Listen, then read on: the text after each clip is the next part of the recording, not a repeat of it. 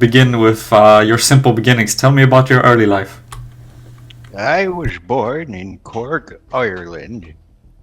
My father was a dock worker by the name of William Sullivan. My mother was she was a devoutly Catholic woman by the name of Margaret. I was born March 17th, 1945. Uh, and we were very broke, you know. It was a struggling time then in the old country. We were really, struggling to make ends meet. My father was a drinking man. He used to go out to the pub and drink and come home, and he would not be in a good mood. I can tell you that. It would strike us with switches and a plank of wood. After I had moved to Los Santos, I had a figure appear to me who claimed to be the Almighty, the great I am, and he said, "Francis, you've got to get rid of sinners." And I said, "What?" And he said, "Yes, you're one of my chosen disciples, and you are to get rid of sinners." My first murder took place at the Sandy Shores Motel, in which a young woman actually solicited me.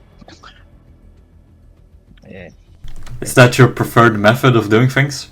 yeah, typically I would do a blunt force trauma, and then I would begin post-mortem mutilation. Sometimes, so I did stab them a lot, stabbed a lot of people. You know, when you stab somebody, it's a really hard thing to do. You know, it puts you through a lot of work to cut all that meat. Well, how many people have you killed so far, Francis? Yes, 34 bodies have been recovered in total, multiple sites around Los Santos. With the police, they took me to these sites and we uncovered the bodies and dug them up. Actually, yesterday is when we did all this.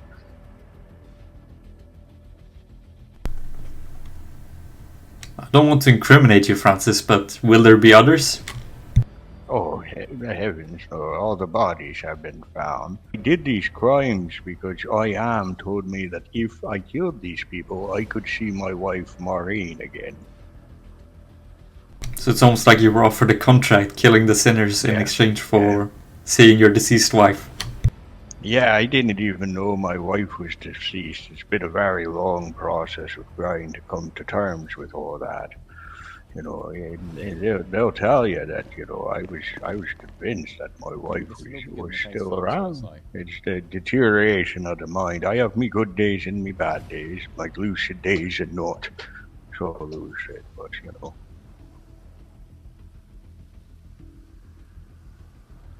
Yeah. Francis, could you tell me about your wife? Oh, she was a lovely woman. We were married 61 years. We have two sons, Tommy and Danny. They are still back in Ireland, is my understanding. I don't really know how she passed, but I know she passed some time ago. I know before they got me on the medications and stuff for the dementia, I would go to the Catholic Church in Vinewood, and they would think that the police thought that maybe I was doing those things because that's where my wife is buried. Could you describe in somewhat detail of your first murder and why it happened and why you did what you did? Well, yes, the first murder was at the motel. It was he had solicited me for prostitution, and I am appeared, and he had said that's lust, you know, that's a lust sin, and it's one of the 7 deadly sins. And he said, "Francis, you've got to get rid of this lustful wrench And so we had gone back to the room, and I struck her over the head with a blunt, it was like a rod from the carton. I beat her, and then I pulled a pocket knife out of my pocket. I cut her throat and began stabbing and post-mortem mutilation, so removing of the arms, the head, internal organs, which I would actually keep the organs, for as long as they would keep, organs start to break down and such. Why did you keep the organs? Something to remember them, So you remember most of your victims?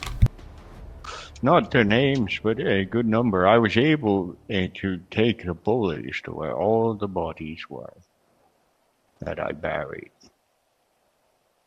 The final question for you, Francis. Do you have any regret about what you do?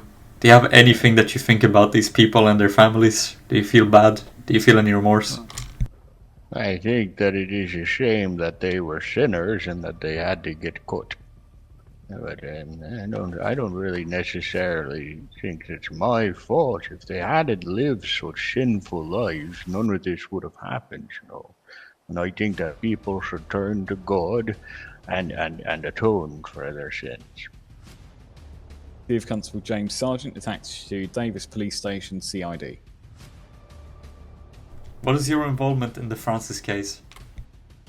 At this moment in time, I'm the officer in the case, or the OIC, so I'm the officer leading the investigation. Can you tell me some details about the case so far? So, as Mr. Francis has told you earlier, we've been in regards to the butcher for quite some time now. It's something that another team was originally looking into, however I've since taken over the investigation. Since then, we've managed to arrest Mr. Sullivan. He's currently being held here at HMP Bolingbroke on remand ahead of his trial. Other than that, there's not really much more to say. Well, Mr. Francis told me that he did lead you to all the crime sites. Can you give me some info or something about the crime scenes that you did see? So, during the course of the operation last night, which has been reported quite widely on Tweedle, a large number of bodies were recovered from multiple dig sites, namely around the Grapeseed, Pelito and Chiliad area. Unfortunately, I can't go into specifics at this time until the trial has concluded.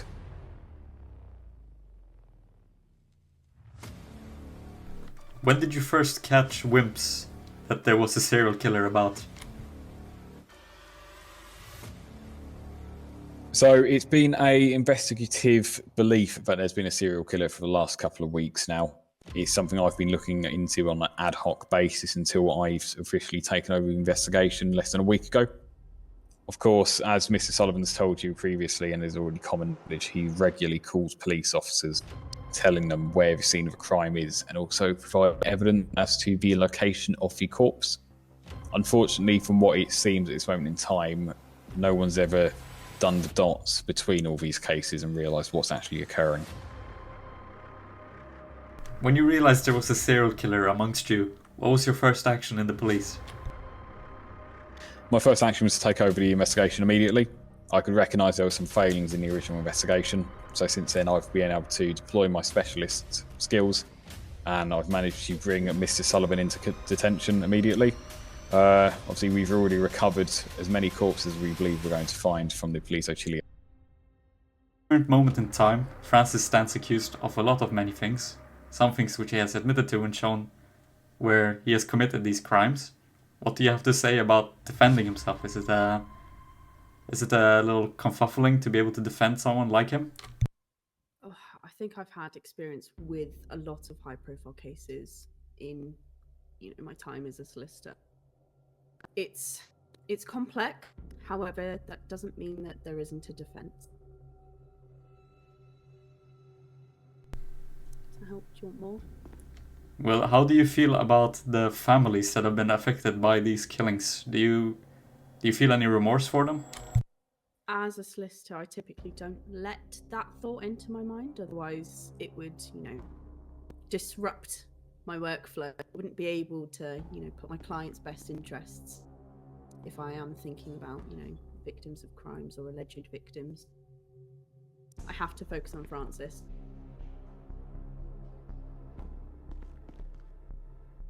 Some people would say what you're doing is, on a moral standpoint, extremely weird. That you're defending someone like Francis. What do you have to say to them? Well, I would say Francis is a human, just like anyone else, and, without getting too much into detail, Francis is a very, very complex individual with complex sort of needs and emotions. I'd just like people to consider that maybe we should get him the help that he needs, rather than just lock him in a box forever. Do you feel like Francis has been abandoned by the healthcare system in terms of his psychological needs? I think without passing too much sort of prejudice, Francis, it was quite difficult in the beginning to get him his diagnosis for his medical condition. And I think the aftercare has lacked. However, I can't put all of the blame onto the NHS, as due to his medical condition, it does sometimes make it difficult to get him what he needs. As he has been diagnosed with dementia, I believe it was. Mm-hmm. Is he currently on any medication for it?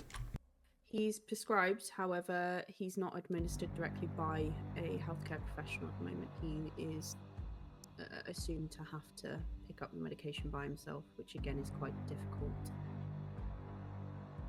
He has explained before that he gets these killing frenzies in sort of like episodes. Meaning, like, one day he could be perfectly fine, another day he'll get this complete urge to do it. Do you think that not taking this medication could be a cause? That would be to assume that everyone with dementia has a level of psychosis. I think Francis, again, as I've said, he's quite complex. I think there's more to his health that needs to be investigated. I feel as though Francis does need additional support and potentially a legal guardian to help him. However, I've made it very clear with him, I will not force him to do anything he doesn't want to. So if he doesn't want a legal guardian, I won't pursue a legal guardianship for him. Francis has told me that you've seen the bodies being brung up out of the ground yourself. What do you have to say to these, being in the sight of these? Do you feel disgusted? Do you feel anything? I mean, honestly, it was shocking, sure. However, I more felt sort of concerned to keep Francis safe. As much as, yes, those people are in the ground and they have unfortunately lost their life, Francis is still living, so we need to make sure that he's safe and to ensure that he gets the support he needs to not do this again. Do you think that Francis's killings could inspire others to commit similar crimes? I would hope not, but I can't say because obviously I'd be assuming that others would match the complex needs of Francis. I would hope not. I mean, we have seen cases like just now there was this guy who was caught who killed his classmate, and they believed that he was Dexter from a serial killer show, who was inspired by the character Dexter, who is a serial killer. Is it not impossible to believe that someone else could be very much so influenced and inspired by Francis's action? I would suggest if you do have thoughts to continue or engage in said activities that Francis has allegedly committed at this point, because there's no conviction, seek medical help. Go to your GP, go to a hospital, seek professional advice.